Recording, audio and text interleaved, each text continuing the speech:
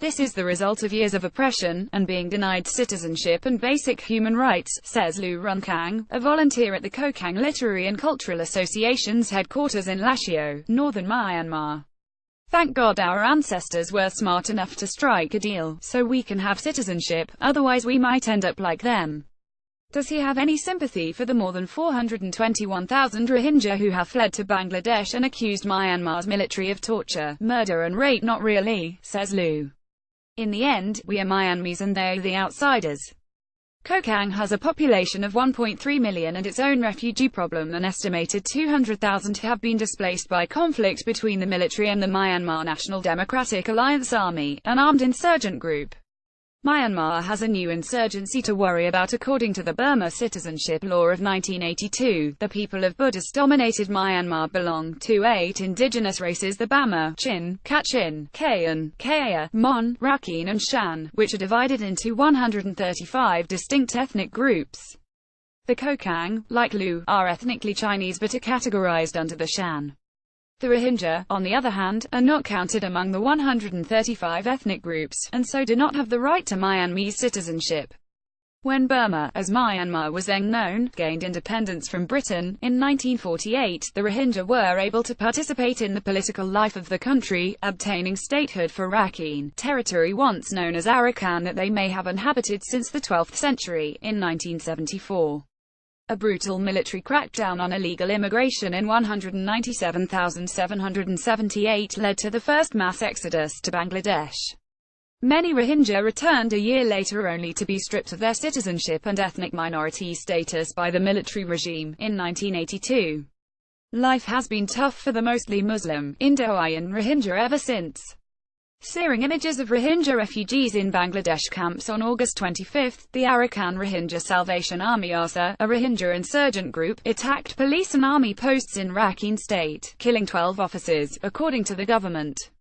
ARSA had carried out a similar attack last October, after which the Myanmar government declared it a terrorist group, increased security in northern Rakhine and sent in the military to carry out sometimes deadly clearance operations. The Rohingya began streaming across the border with Bangladesh, some crossing minefields, others being charged huge sums of money by smugglers. The United Nations High Commissioner for Human Rights, Zaid Ra'ad al-Hussein, has accused Myanmar of carrying out a textbook ethnic cleansing against Rohingya Muslims, although roughly 30,000 members of other ethnicities have also been displaced. Amid increasingly strident accusations from the international community, one person remained silent. Aung San Suu Kyi, Myanmar's de facto leader, held her tongue until September 19, when she made her first speech on the government's efforts towards peace and reconciliation. She said her government was committed to democratic transition, peace and stability, but stressed that it had been difficult to achieve much progress in just 18 months in office. Rohingya villagers tell of Myanmar forces' reprisal killings after insurgents' deadly attack. She was aware the world's attention was focused on the situation in Rakhine State, she said, but Myanmar was not afraid of international scrutiny. During her speech and in subsequent interviews, Suu Kyi seemed genuinely curious to find out what the real cause of the exodus was. She stated that more than 50% of Muslim villages remained intact and asked the international community to also look at the positives, saying that new jobs were being created in Rakhine and all people living in the state had access to education and healthcare services without discrimination. She also called for the repatriation of refugees who had fled to Bangladesh, but only after they had completed a verification process. During her 30-minute speech, which was broadcast in English, without subtitles, she did not mention the Rohingya by name, nor did she comment on ethnic cleansing. Supporters had gathered in city centers and homes to watch her speech. In central Yangon, they carried placards and banners bearing slogans such as "Bengalis are not Myanmar citizens" and "We will stand by Aung San Suu Kyi," "We will stand by our government," "We will stand by our army." On the whole, the Myanmese see the Rohingya as intruders, and therefore refer to them as Bengalis. And a country trying to cope with one of the longest-running civil wars stands almost united on one issue: the Bengalis are not welcome. That feeling is illustrated in a cartoon that has been widely shared on social media. Dark arms, symbolizing the Rohingya, reach from behind a door marked "back door." Some hold knives and are trying to cut the door down. trying to keep the door closed are a soldier, a policeman, a member of parliament, a man in ethnic Shan dress and a journalist with a big camera hanging around his neck. Aung San Suu Kyi's former aide martyred on prison, hopes for Myanmar, and the lady when I was on DVB debate, a television talk show. Some of the young Muslim people told me they are not happy about it, says the cartoon's creator, MG Fongtane, who has been producing satirical work for more than 20 years.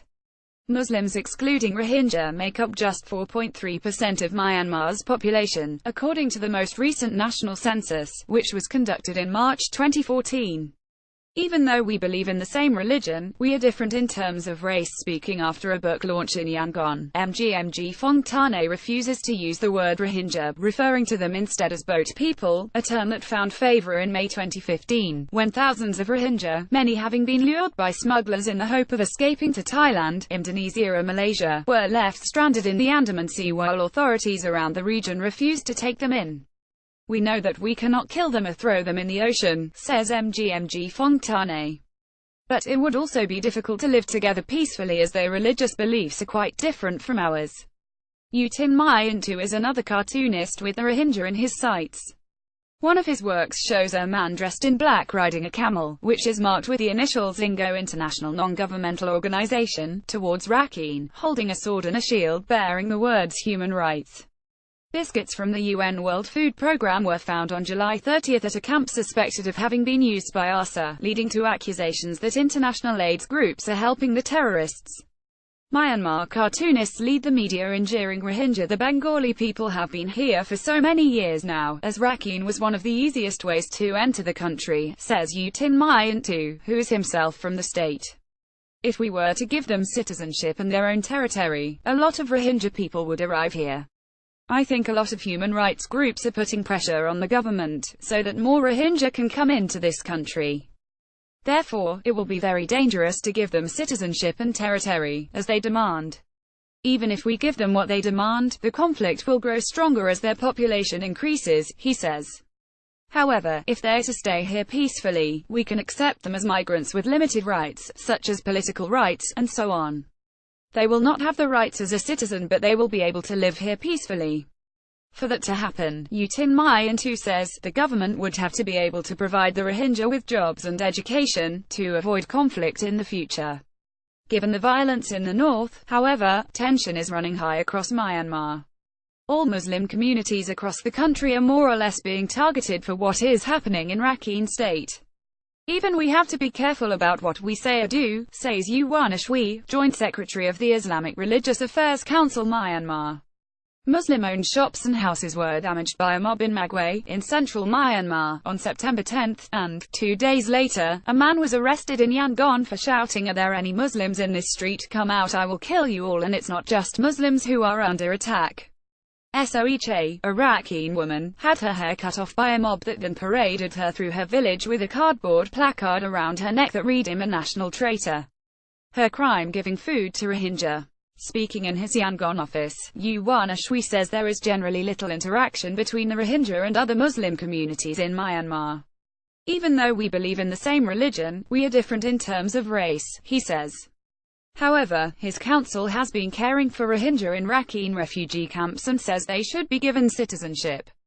In pictures, the plight of the Rohingya. Rumors and fake news are a global problem right now, but in a country like Myanmar, which has a history of conflict between religions, fake news is an easy trigger for violence and fear, says Tai Kayong, co-founder and executive director of Myanmar ICT for Development Organization, a non-profit company that offers training, especially in rural and remote areas, in the use of information and communications technology.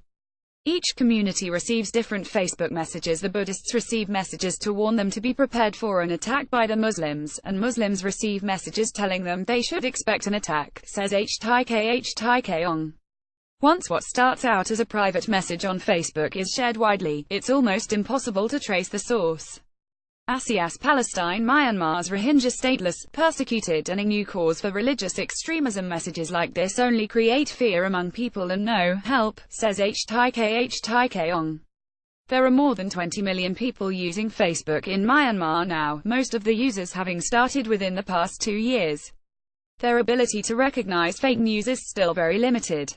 Rather than rely on what was being reported and rumored, Liu Runcang agreed to go on a 4-day government-organized tour to northern Rakhine at the beginning of September. The Rakhine people knew that Liu Runcang and a colleague were in the car, so they threw rocks at the car and were very violent, he says. They tried to stop the car and demanded the officials hand us over to them. There were around 1,000 people demonstrating violently. It was life-threatening for everyone in the car. The most common fear is that Muslims will invade our land, says Tin Mongthan, General Secretary of the Islamic Religious Affairs Council Myanmar. There is only 4% of us in Myanmar's population, it's always been 4%. How do we invade or take over Myanmar with such a small population? Why the Rohingya? Myanmar's ethnic cleansing is driven by an irrational fear of Muslims becoming the majority. Liu Runcang does not think Su Kyi's speech will have much impact. She was very careful with her words and did not blame anyone for this issue, he says.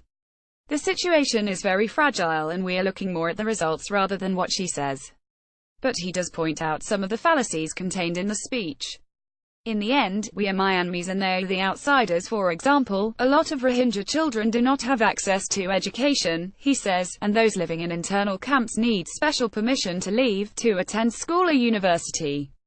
His council has been a strong supporter of Su Kyi and believes she is the only person able to bring peace to the country. It also acknowledges that, despite her position, Su Kyi is not as powerful as the military. All this was not created by Aung San Suu Kyi nor can she solve it alone, Liu Runcang says. She has to cooperate with the military, other parties. International media has to know who they should target, to exert pressure. Blaming Aung San Suu Kyi will not solve anything. Don't single out Aung San Suu Kyi for Myanmar's Rohingya crisis. However, he does disagree with Suu Kyi on one other perception. 50% have left because they are scared or are in big trouble. It is obvious how big the matter is when more than 50% of the people have had to flee, says Liu Runcang, putting a different spin on Suu Kyi's comment that half of the Muslim villages in Rakhine remain intact.